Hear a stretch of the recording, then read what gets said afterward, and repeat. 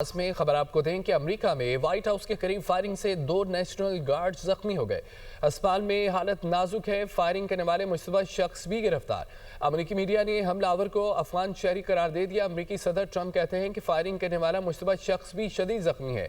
ملزم کو بھاری قیمت چکانا ہوگی۔ میں اور میرا صدارتی عملہ عظیم افواج کے ساتھ کھڑا ہے۔ امریکی صدر کا واشنگٹن ڈی سی میں 500 اضافی دستے تعینات کرنے کا حکم۔ نائب صدر جے ڈی وینس کہتے ہیں کہ حملہ آور کیا چاہتے تھے ابھی کچھ نہیں کہہ سکتے۔ فائرنگ کے بعد وائٹ ہاؤس کو لاک ڈاؤن کر دیا گیا۔ واشنگٹن کے رونالڈ ریگن ایئرپورٹ پر آپریشن معطل رہنے کے بعد بحال کر دیا گیا۔ گورنر نے پہلے ایکس پر اہلکاروں کی ہلاکت کی خبر دی تھی۔ امریکہ میں وائٹ ہاؤس کے قریب فائرنگ سے 2 نیشنل گارڈز زخمی ہو گئے۔ آگے بڑھتے ہوئے آپ کو بتائیں کہ عراقی کردستان کی بڑی خورمور گیس فیلڈ پر ڈرون حملہ ہوا ہے۔ گیس فیلڈ میں آگ لگ گئی۔ حملے میں کئی ملازمین زخمی، کام روک دیا گیا ہے اور پاور اسٹیشنز کو گیس کی فراہمی اور عراقی حکام کی جانب سے واقعے کی تحقیقات شروع کر دی گئی ہیں۔ آپ کو اپڈیٹ کریں کہ عراقی کردستان کی بڑی خورمور گیس فیلڈ پر ڈرون حملہ ہوا ہے اور گیس فیلڈ میں آگ لگ گئی۔ حملے میں کئی ملازمین زخمی ہوئے ہیں اور اس پر کام بھی روک دیا گیا ہے۔ پاور اسٹیشنز کو گیس کی فراہمی معطل کی گئی۔ عراقی حکام کی جانب سے واقعے کی تحقیقات شروع کر دی گئی ہیں۔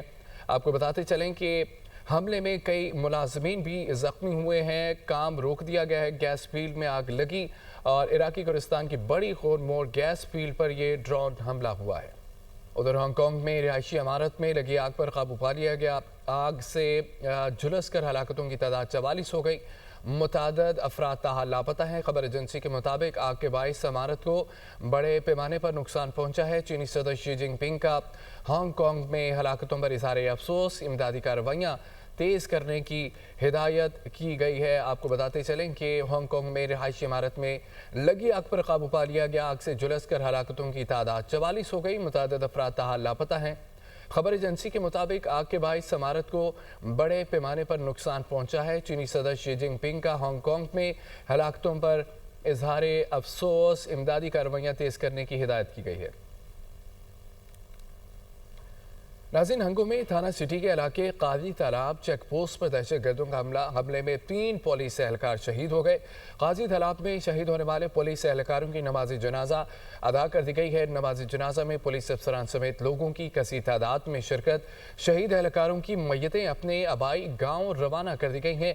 ڈی پی او خان زیب محمد کہتے ہیں کہ چیک پوسٹ پولیس نے دہشت گردوں کا جواب مردی سے مقابلہ کیا ہے۔ دہشت گردوں کے نقصانات کے متعلق بتانا قبل از وقت ہوگا۔ ہنگو میں تھانہ سٹی کے علاقے قاضی تالاب چیک پوسٹ پر دہشت گردوں کا حملے میں 3 پولیس اہلکار شہید ہو گئے۔ قاضی تالاب میں شہید ہونے والے پولیس اہلکاروں کی نماز جنازہ ادا کر دی گئی ہے۔ نماز جنازے میں پولیس افسران سمیت لوگوں کی کثیر تعداد میں شرکت۔ آپ کو بتائیں اس خبر سے متعلق کہ ہنگو میں تھانہ سٹی کے علاقے قاضی تالاب چیک پوسٹ پر دہشت گردوں کا حملے میں 3 پولیس اہلکار شہید ہو گئے۔ قاضی تالاب میں شہید ہونے والے پولیس اہلکاروں کی نماز جنازہ ادا کر دی گئی ہے۔ نماز جنازہ میں پولیس افسران سمیت لوگوں کی کثیر تعداد بھی موجود تھی۔ وزیراعظم شہباز شریف کی منامہ میں بحرین کی قیادت سے اہم ملاقاتیں ہوئی ہیں۔ فریقین نے مختلف شعبوں میں تعاون مزید بڑھانے پر اتفاق کیا۔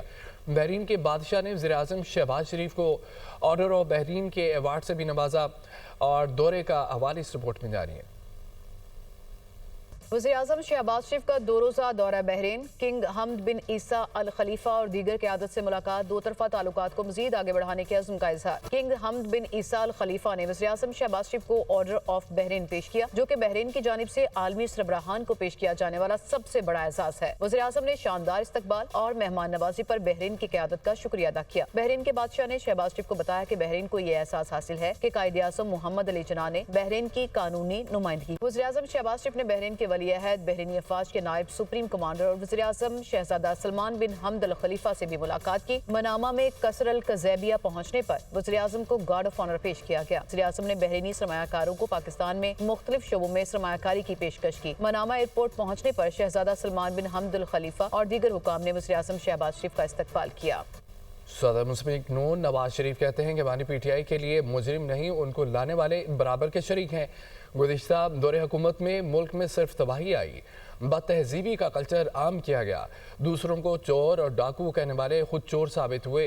वज़ीर आला पंजाब मरीम नवाज का कहना है कि हमें मौरूसी सियासत का ताना देने वालों के अपने अहल खाना इलेक्शन में खड़े थे, साजिशें करने वाले तारीखी किताब में बंद हो गए। रिपोर्ट देखिए।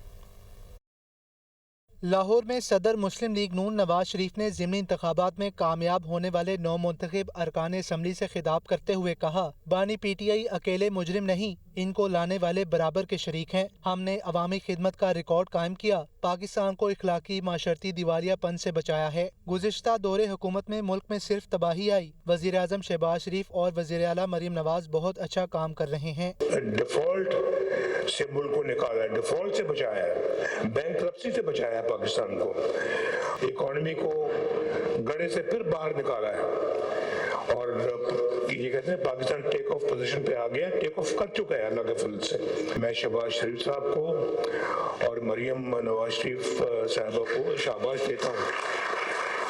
वज़ीर आला पंजाब मरीम नवाज ने नौ मुंतखब अरकान असम्बली से खिताब में कहा, बयानिए की सियासत पिट चुकी है, कितनी देर झूठ बोला जा सकता है। मौरूसी सियासत का ताना देने वालों ने बीवी और रिश्तेदारों को इलेक्शन में खड़ा किया। खिदमत की सियासत को आसानी से मिटाया नहीं जा सकता। नवाज शरीफ के दौर में मुल्क तरक्की की बुलंद तरीन सतह पर था। मौरूसी सियासत का ताना देने वालों ने कहीं अपनी बीवी खड़ी की, किसी ने कहीं अपना भाई खड़ा किया, अपना कजन खड़ा किया, अपना रिश्तेदार खड़ा किया और बड़ी मुनाफिकत से उन्होंने ये फैसला किया कि अगर हम इलेक्शन हार गए तो हम कहेंगे हमने इलेक्शन का बॉयकॉट किया। आप अपने हलकों में वापस जाके अवाम की खिदमत का रिकॉर्ड कायम करें। लोगों को पता होना चाहिए कि जिसको उन्होंने वोट दिया है वो हर वक्त हर लम्हा उनकी खिदमत में हाजिर है। इतवार को होने वाले ज़िमनी इलेक्शन में नून लीग ने कौमी असम्बली की तमाम 6 नशिस्तों पर कामयाबी समेटी, जबकि सूबाई असम्बली की भी 7 में से 6 नशिस्तें मुस्लिम लीग नून के हिस्से में आईं। फेडरल कॉन्स्टेबलरी हेडक्वार्टर्स पर हमले से मुतालिक बम डिस्पोजल यूनिट की रिपोर्ट जारी कर दी गई है। रिपोर्ट के मुताबिक खुदकुश हमलावरों ने हमले में 20 किलोग्राम बारूदी मवाद इस्तेमाल किया।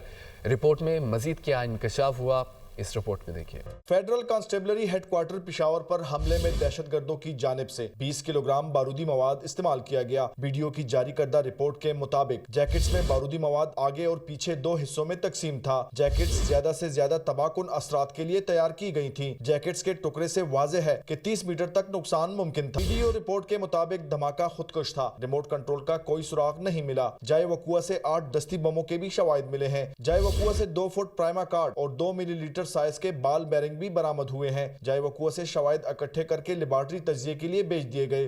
पुलिस हुकाम के मुताबिक हमला मुनज़्ज़म मंसूबाबंदी के तहत किया गया था। बर वक्त जवाबी कार्रवाई से बड़ा नुकसान टल गया। हमले में 3 फेडरल कांस्टेबलरी के जवान शहीद जबकि 5 जख्मी हुए थे। 8 शहरी भी धमाके की जद में आए थे।